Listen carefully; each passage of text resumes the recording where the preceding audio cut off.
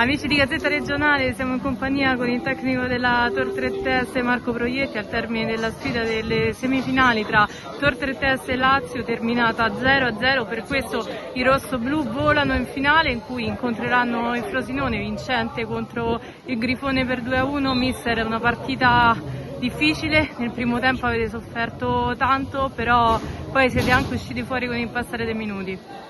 Sì, difficile, sapevamo che era difficile, insomma, incontriamo una professionista abituata a queste gare e ci voleva tanto cuore e questa squadra l'ha dimostrato oggi, come sempre. Quindi, primo pensiero un po' che non andare a Filippo, quindi io come tutta la squadra la dedichiamo a lui, alla famiglia, gli mandiamo un grande abbraccio.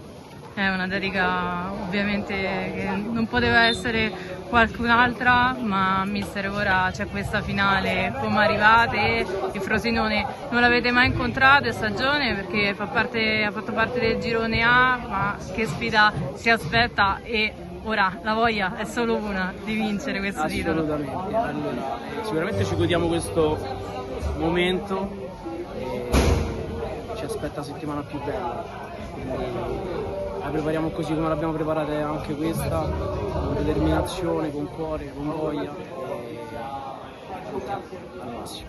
Per finire, che cosa le ha detto ai ragazzi quando ha sentito quel triplice fischio dopo dei tempi supplementari? Uno per uno l'ho ringraziati tutti, perché sì, anche loro con le lacrime agli occhi hanno guardato su, insomma, quindi avevamo tutti lo stesso obiettivo, lo stesso pensiero. Giocavamo con un uomo in più. Assolutamente, questa vittoria è tutta per Filippo Checchi. Grazie mille amici.